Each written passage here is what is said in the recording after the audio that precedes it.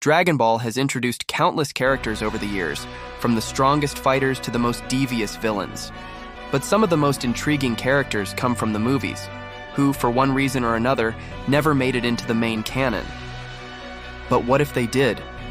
Today, we're diving into the top movie characters that deserve to be brought into the Dragon Ball canon and how they could reshape the story as we know it. From Cooler, the brother of Frieza, with a story that ties into the Frost Demon legacy, to the demonic duo of Mira and Towa, and even Tapion, a warrior with a tragic past who could bring a new chapter to future Trunks' journey. These characters offer unique connections to existing lore, deepen character arcs, and present endless storytelling possibilities. So, let's get into it and see who could potentially be the next big thing in Dragon Ball's ever-expanding universe. Before we dive further into the topic, welcome to the Dragon of Samsara, where we'll cover everything anime, from discussions to lore drops, Q&As, and what-ifs. You'll find all the latest anime and manga news here. We post a video once a week, so consider subscribing if you like the video so you don't miss the next one. The first one on our list is Cooler, the forgotten heir of the Frost Demon legacy. Cooler is one of the most requested movie characters fans want to see become canon, and for good reason. As Frieza's older brother, Cooler brings a level of maturity and cold-blooded strategy that contrasts heavily with Frieza's flamboyant cruelty. Where Frieza is loud, arrogant, and reckless, Cooler is composed, methodical, and just as ruthless, if not more. His calm demeanor makes his power all the more terrifying. Making Cooler canon wouldn't just be about adding another strong villain, it would deepen the lore of the Frost Demon race, which has remained mostly a mystery. We know of Frieza, King Cold, and a brief mention of the ancient Chilled from the Dragon Ball episode of Bardock Special. If Cooler were made canon, it could open up the door to fully exploring the family's lineage, possibly giving us insight into how the Frost Demons evolved, their influence on the universe, and how their empire was built. Cooler also has the potential to return with a unique transformation, different from Frieza's golden form.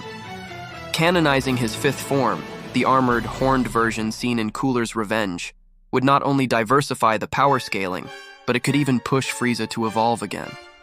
We've already seen Frieza push past his limits out of pride. Imagine how he'd react to his older brother overshadowing him on the galactic stage.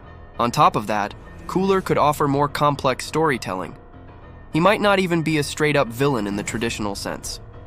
In a more modern reintroduction, Cooler could represent a rival empire, a remnant of the Cold Force that opposes Frieza's ambitions, or even the Galactic Patrol. He could have a more nuanced motivation, perhaps seeking to restore order where Frieza only wants chaos, or proving that the Empire should have always been his to control. Canonizing Cooler wouldn't just add a fan favorite, it would shake the core power dynamics of the Dragon Ball universe and give Frieza something he hasn't had in a long time, a personal threat who knows him better than anyone. Next on the list aren't movie villains, they're actually from the games. Let's talk about Mira and Towa, the architects of chaos. While many Dragon Ball movie characters feel like standalone threats, Mira and Towa are something far more dangerous. They're architects of disruption, manipulating time, experimenting with dark magic, and aiming to upend the very structure of reality. Originating from the Dragon Ball Xenoverse and Dragon Ball Heroes timelines, these two aren't just villains, they're lore expanders.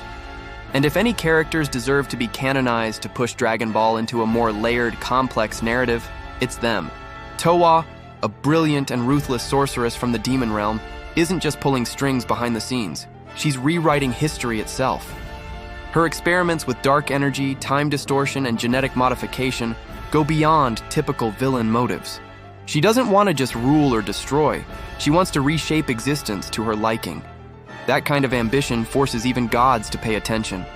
Then there's Mira, her loyal creation and enforcer. A hybrid of demon and artificial being, Mira is a powerhouse who evolves through every battle, with the sole purpose of becoming the ultimate warrior. What makes him terrifying isn't just his strength, it's that he's a designed threat, built to challenge beings like Goku, Vegeta, and even divine figures like the Supreme Kais, or even the gods of destruction themselves. Bringing Mira and Towa into the main canon opens up a massive narrative door. For one, They could explain the leaks and tears in time that have plagued the multiverse. Maybe they're the ones who exploited the damage caused by Goku Black, or they're silently working beneath the events of Dragon Ball Super, harvesting energy and data from each major battle. They could be the reason why history keeps getting rewritten, or why ancient evils resurface in new forms. This duo also ties beautifully into characters like future Trunks, Kronoa, and even Gohan, who once studied time anomalies in the manga. Their inclusion could deepen Dragon Ball's mythology by fully exploring the Demon Realm, a place that's only recently been explored with a lot of room still left for exploration. And perhaps most exciting of all, Mira and Towa could be responsible for Janemba's rebirth, using corrupted souls as raw material for their dark experiments. Imagine Janemba not as a chaotic accident, but as a crafted weapon, fine-tuned and unleashed with purpose. Canonizing Mira and Towa wouldn't just bring in new villains, it would introduce an entire philosophy of opposition, one rooted in science, magic, and time itself. It's the kind of narrative threat that pushes Dragon Ball into truly new territory. And with that, we can move nicely into our next villain. Janemba, the demon engineered by darkness. After understanding the scope of Mira and Towa's twisted ambitions, the return of Janemba feels less like a random anomaly, and more like a deliberate experiment. Originally introduced in Fusion Reborn, Janemba was chaos incarnate, a being born from a corrupted soul-cleaning machine in the otherworld. But what if that corruption wasn't natural? What if Mira and Towa were the ones behind it? Reimagining Janemba through this lens gives him more narrative weight. He's no longer just a freak accident of evil energy. He's the first successful prototype of Mira and Towa's experiments with soul manipulation. A being crafted from the twisted remnants of tortured spirits, fueled by hatred, fear, and raw spiritual chaos. This turns Janemba into not just a villain, but a manifestation of their research, a living weapon, engineered to break the barrier between the living and the dead. This also explains Janemba's uniquely warped powers, his ability to bend reality, open dimensional portals, and distort time and space itself. These abilities align with Towa's knowledge of dark magic and time-breaking techniques. With Mira providing the structural framework and Towa infusing the chaos, Janemba becomes their demon, Frankenstein. Canonizing Janemba under this new context enriches both his character and the universe around him. Instead of returning as a mindless force, he could evolve, gaining sentience, expanding his abilities, maybe even becoming aware of his own unnatural origin. He might rebel against his creators or worse, embrace their vision and become the perfect fusion of spirit, science, and sorcery. And think about what that would mean for the Z fighters. Goku and Vegeta wouldn't just be fighting a chaotic monster, they'd be facing a threat designed to exploit their every weakness, built by foes who've studied them across timelines. Janemba could force them into new territory, maybe even triggering a deeper exploration of spiritual energy, the afterlife, or even their dark counterparts. In the end, bringing Janemba into the canon, especially as a product of Mira and Towa, does more than revive an old fan favorite. It sets the stage for a multi-layered war where the boundaries between life, death, magic, and science are completely shattered. And in that kind of war, Janemba isn't just a soldier, he's the opening salvo. Among the many Dragon Ball movie characters, Tapion stands out not for overwhelming strength, but for emotional depth and thematic richness. Introduced in Wrath of the Dragon, Tapion is a far cry from the usual high-octane villains and fighters. He's a tragic hero, one burdened by loss, trauma, and the crushing responsibility of sealing away the monstrous Hirudegarn within his own body. But canonizing Tapion wouldn't just resurrect an old hero, it would offer a meaningful expansion of Trunks' character arc and set the stage for a grounded, emotionally driven adventure. In his original appearance, Tapion forms a deep bond with Kid Trunks, almost like an older brother or mentor figure. It's one of the few times we see Trunks connect with someone outside the typical Saiyan circle. Bringing Tapion into canon could provide the foundation for a coming-of-age story, not just for Trunks, but for Goten as well. With Goten and Trunks finally getting more spotlight in Dragon Ball Superhero, there's an opportunity to take that further, giving them a true test of character outside of comedy or support roles. Imagine this. Tapion returns from another timeline or dimension, warning of Hirudegarn's resurgence, not as a mindless beast, but as a new kind of entity being revived or weaponized by dark forces. Perhaps Mira and Towa are involved, experimenting on mythical creatures like Hirudegarn to create a new biomagical weapon. This threat would require more than just power to overcome. It would force Trunks and Goten to grow up, to take responsibility, to become heroes in their own right. Tapion's presence could also tie into the lore of ancient civilizations, potentially expanding the mythology of the Dragon Ball universe. He's a gateway to exploring new worlds, ancient magic, and forgotten wars, elements that could give Dragon Ball a Lord of the Rings-style layer of depth and history.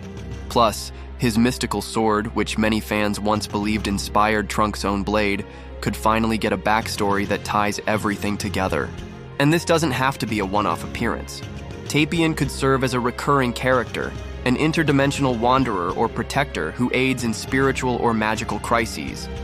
In a universe increasingly filled with divine and demonic players, a warrior like Tapion could fill a much-needed niche, the Mortal Guardian, armed not with godly ki but with heart, honor, and history. Canonizing Tapion wouldn't just bring back a fan favorite, it would give the next generation of heroes a mentor, a mission, and a moment to truly shine. Pikkon, the unfinished legacy of the Afterlife's champion. Pikkon may not have had the flashiest introduction, but he left a lasting impression on fans with his quiet confidence, refined technique, and no-nonsense demeanor. Introduced during the Otherworld tournament in the anime-only filler saga and featured prominently in Fusion Reborn, Pikkon is a unique figure, a warrior who was already dead, yet still trained hard enough to rival even Goku in the afterlife.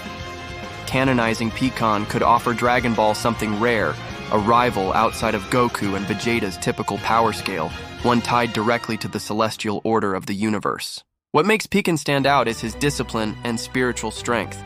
He doesn't fight for ego or vengeance. He fights for balance, peace, and honor. He crushed Cell and Frieza with ease in the Otherworld tournament and matched Goku blow for blow, earning the respect of the Grand Kai himself. But because he exists in non-canon filler, we never saw his story evolve. Bringing him into the canon gives Dragon Ball a chance to fix that. Pikkon could be reintroduced as an elite enforcer of the Otherworld's natural order, maybe a warrior working under the Grand Priest, or a representative of the Kais sent to handle breaches between life and death. With all the chaos Mira, Towa, and even Janemba might bring to the spiritual realms, Pikkon has the perfect reason to step out of the shadows and into the forefront. He could even serve as a link between the mortal and divine, a reminder that strength also comes from discipline, not just power. And narratively, he brings balance. While most characters grow through rage, loss, or divine intervention, Pikkon represents spiritual growth, mastery through inner peace. He'd be the ideal foil to someone like Vegeta, whose path has been about pride and power, or even someone like Broly, who's learning to control his inner fury. In a story where brute strength often dominates, Pikkon could reintroduce the idea of technique and philosophy, similar to Master Roshi or Whis, but with the muscle to back it up. His unique techniques, like the Thunder Flash attack, and his stoic personality give him a strong presence. But more importantly, Pikkon has unfinished business, a legacy paused by filler and forgotten by time. Canonizing him would not only revive a fan favorite, but it would re-anchor the spiritual side of Dragon Ball, reminding us that even in death, true warriors keep training. Honorable mentions, the ones still in limbo. While our top 5 have the strongest cases for canonization based on narrative potential, lore depth, and character connections, there are still a handful of movie characters who deserve a quick spotlight for their impact and unique appeal. Bojack stands out as one of the few movie villains who actually feels like a real galactic threat. His backstory as a space pirate sealed away by the Kais could be used to flesh out the cosmic justice system. He'd also give Gohan another chance to step up in a meaningful way, especially after their iconic clash in BoJack Unbound. Lord Slug is another interesting case. A Namekian turned evil supergiant with a connection to the idea of super Namekians? That's untapped lore. He's the kind of character that could be reworked into a deeper narrative about Namekian history, especially if Dragon Ball ever decides to revisit or expand that race's mysterious origins. Garlic Jr., despite being a filler villain, is already technically canon adjacent. having been introduced in Dead Zone, which was referenced in the anime. His immortality and demon realm connections could offer unique plotlines, particularly if characters like Towa and Dabura are involved. There's also potential to revisit the Makyo star, a concept that hasn't been touched since. Each of these characters has potential, but their stories lack the foundational connections or rich world-building possibilities that elevate the top 5. Still, in the right writer's hands, any of them could make the jump from nostalgia to necessity. Outro, what canonization really means. Canonizing a Dragon Ball character isn't just about bringing them back for a flashy cameo or a new form, it's about deepening the lore, expanding the universe, and giving fans a reason to care all over again. The 5 characters we've chosen, Cooler, Mira and Towa, Janemba, Tapion, and Pikkon, each do more than just throw punches. They connect to the broader mythos of Dragon Ball in ways that invite storytelling, world building, and emotional investment. Cooler gives us a new look into the Frieza family dynamic and the legacy of tyranny in Universe 7. Mira and Towa crack open the door to time travel, dark science, and multiversal manipulation. Janemba becomes more than chaos. He becomes a consequence, shaped by the very villains who plot from the shadows. Tapion offers growth and maturity for the next generation of heroes, and Pikkon reminds us that strength isn't just about power levels, but about spirit and purpose. These characters aren't just throwbacks, they're opportunities. They represent the kind of layered storytelling that fans crave, the connections that make the Dragon Ball universe feel alive, evolving, and worth revisiting over and over again. Now it's your move, Toei. The pieces are on the board. The potential is right there. Let's make it canon.